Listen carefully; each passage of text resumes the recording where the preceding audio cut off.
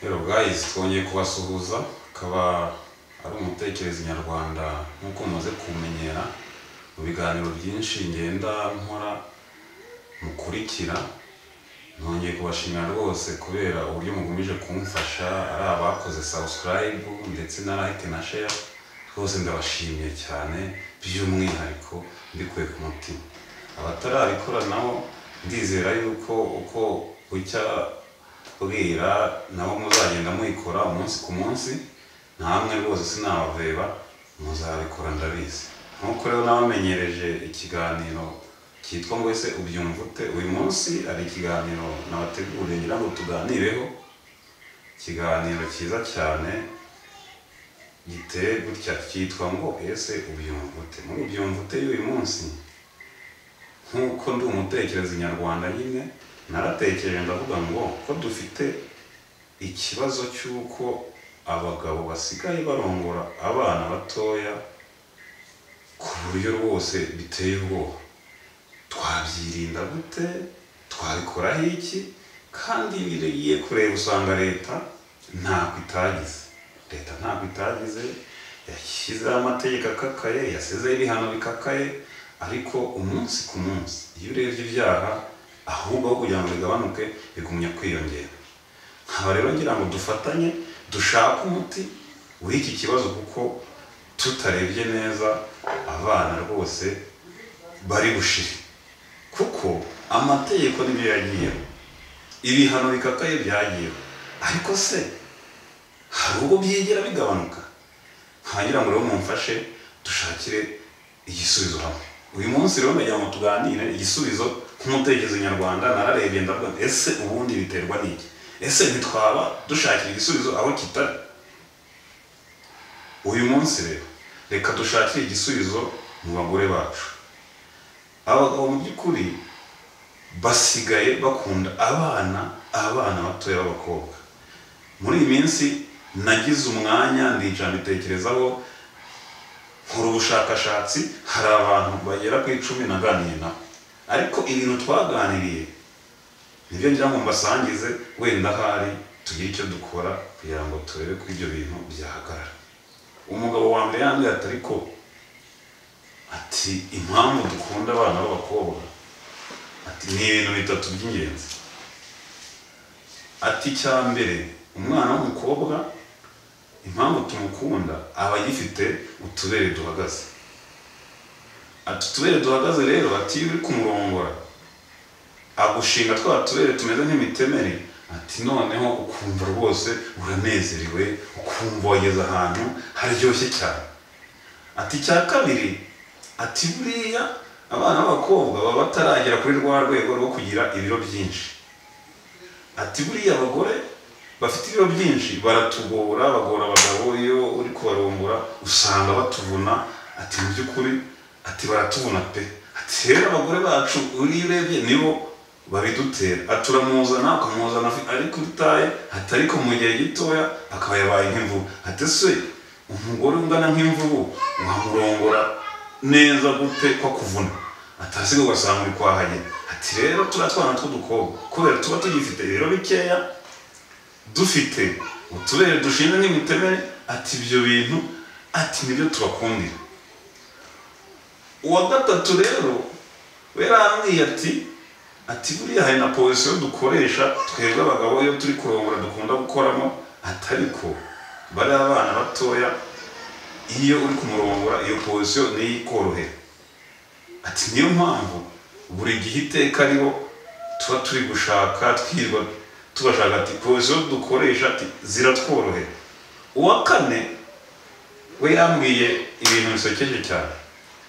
Ambwiye ati abana batoya iyo turimo tubarongora, ati anyereka n'uburyo babigenza. Murabona nk'uko nicaye kuri aka gatebe, ati ubundi ushaka agatebe nk'aka ngaka, ataka kwicara imbere ku matako yombi gutya ukamukikira.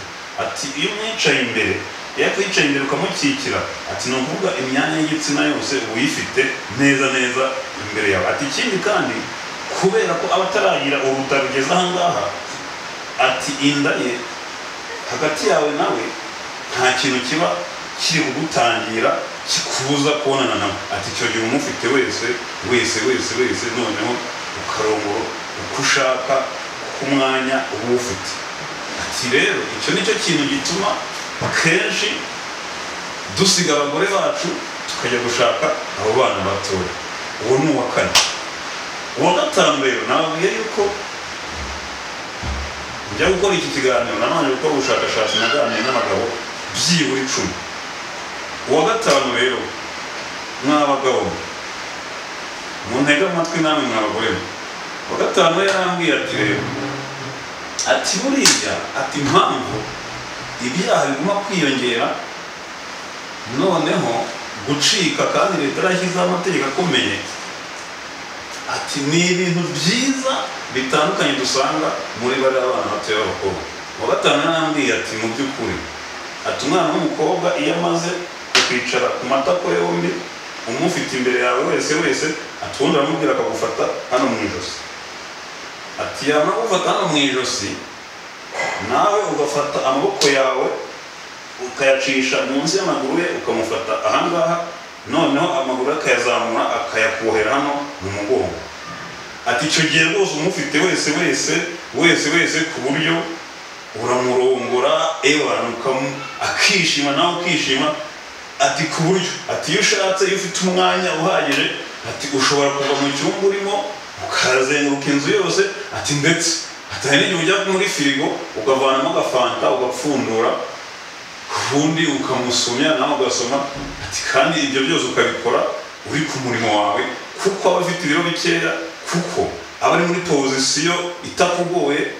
Ati ibyo bintu rero ati nibyo bituma ikibazo cyo kurongora abana batoya biteye byiza tubasangamo bitagabanuka. Mbese mu bantu 10 naganiriye nabo bagerageje kumbwira ibintu byinshi bitandukanye. Noneho rero maze kubyumva ndavuga se twabigenza gute kugira ngo iki kibazo kigabanuke. Byumvikane kuri umuntu amanje kuganira nabo bambwira impamvu ituma bajya gushaka abo bana b'abakobwa. Ndavuga rero uko maze kubimenya natanga message, ariko cyane nkayinyuza ku badamu bacu, cyane ko twabanje kubona ko ari bo ba nyirabayazana. N'abadamu mwebwe cyane ndabwira abakunda kugira umubyibuho ukabije. Iyo ufite ibiro 120 ukagira ibiro 150 barahari. Wumva koko utari gukabya, wumva se ko umugabo wazakorongora akanyurwa. Nicyo kizatuma umugabo wajya gushaka wa mwana muto w'umukobwa. Ntacyo uri kudufasha. Gerageza uhindure imirire, gerageza ugabanye ibiro kugira ngo bya bintu bituma abagabo bajya gushaka abana b'abakobwa noneho iwe mu rugo abikuboneho. Namara kubikubonamo bizatuma atajya gushaka wa mwana w'umukobwa.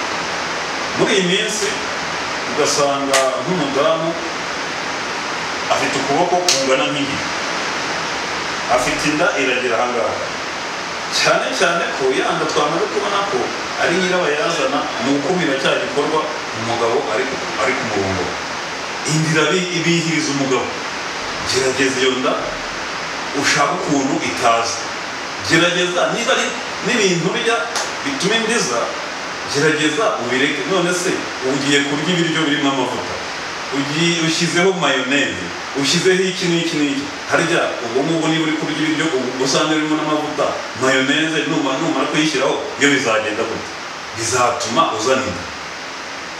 Ubwo rero gerageza inda urwane nayo we kuyizana kugira ngo turebe ko kwirukanwa bw'abana b'umukobwa byahagarara. Ni mwebwe byanga bikunze mugiye kudufasha kugira ngo abagabo bareke kujya mu bana b'abakobwa. Igisubizo tugiye kugishakira muri mwebwe. Niba uzi ko ufite ibiro 120 twamaze kubona ngo uburyo umugabo yari kurongora umwana ashobora kuzerera inzu yose amufite kandi ari mu gikorwa akajya gufata na fanta muri firigo. Ese niba ufite ibiro 120 urumva umugabo iyo position azayikora akajya gufata kaza fanta muri firigo? Ntabwo bishoboka. Ibiro 120 se umugabo wawe peza ninde nuwa neza? Ntabwo bishoboka. Gerageza ugabanye ibiro kugira ngo umugabo nawe ari mu gikorwa bigende neza, bityo bizatuma adasubira kwirukanka muri baba. Icya gatatu, ese niba uzi kurusha umugabo wawe ibiro, twamaze kubona ya pozisiyo yo kwicara ahangaha ku matako y'umugabo. Niba uzi ko ufite ibiro 120, ngaho gerageza ufate umugabo umugereke ibiro 120. Si ubwo urumva yabipeza? Ntabwo ashobora kubipeza. Niba adashaka kubipeza, niyo mpamvu iteka azahora akora igikorwa sisiteme imwe yo kukurongora uri ku buriri wagaramye akakujya hejuru. Kandi abagabo b'uyu munsi kubera uko isi igenda itera imbere no kubonana imibonano nayo itera imbere, ni ukuvuga ngo isi itera imbere ariko ibintu byose bitera imbere. Ni ukuvuga ngo rero hari igihe uwo mugabo aganira na bagenzi be batera igiparu cyo mu buriri, umwe avuga ati ngewe poezo nkoresha ni iyi ngiyi. Umugabo wawe yagera mu rugo yagerageza kubikora kubera bya bintu ubugufa bw'ayo matako bwahita buturagurika. Ibaze nawe nk'ubu ngeretse ibiro 120, ntabwo nabipeza. Icya kabiri, usibye n'ibyo biro, ese ubundi kwicara kuri ayo matako ufite ibiro 120 wowe byagukundira? Ntabwo byagukundira, nawe ubwawe uravunika, kuko uyu mugongo iki gice cyawe iyo wicaye uravunika ugataka ukumva uri kubabara. Iyo umaze kubabara rero ntibuge umugabo ati ibi simbishoboye ndi kwibabarira ngewe rwose ibi mbivuyemo. Umugabo ukaba umuciye intege, ukaba umubujije igitekerezo yari yatekereje, aho niho ejo bucya ajya gushaka ka kana k'agakobwa agatangira kwiruka inyuma. Kubera iki? Kubera yuko ni wowe ubiteye. Ubwo rero gerageza mudufashe ibyo biro mubigabanye kugira ngo turebe ko kwirukanka mu bana b'abakobwa aba bagabo rwose babihagarika. Bitabaye ibyo ntabwo bizakunda. Ngewe mbabwiye yuko maze iminsi nkora ubushakashatsi kandi niyemeje kujya ntanga umusanzu muha igihugu cyanjye kugira ngo turebe ko sosiyete yamera neza, cyane cyane ibibazo tuba dufite byugarije umuryango bigende bigabanuka. Niyo ngo rero nibyo koko leta yashyizeho amategeko, ishyiraho ibihano bikomeye, ariko ubu tugiye gushaka n'igisubizo nyine giciye mu badamu bacu, kuko tumaze kubona ko nabo ari nyirabayazana y'ibibazo bibera mu rugo bigatuma abagabo bajya gushaka b'abana b'abakobwa. Rwose mugerageze mumbabarire, mugerageze mugabanye ibyo biro, mugerageze mukore imibonano n'abagabo banyu neza.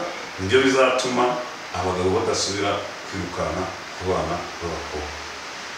Uyu munsi rero akaba ari cyo kiganiro nabateguriye kugira ngo dufatanye turebe yuko ibintu byahagarara. Bityo ndabashimiye, ariko ndabasabye rwose ibintu mubikurikize, izo nama mbahaye muzikurikize, kandi ndabizi bizagira icyo bitanga. Mwakoze cyane. Nk'uko nawe ko ndi umutekereza nyarwanda, nzajya ngerageza kureba ibintu bibangamiye sosiyete yacu, noneho ndebe ko nabibagezaho dufatanye gushaka umuti. Yari Kayiranga Maurice, umutekereza nyarwanda. Murakoze.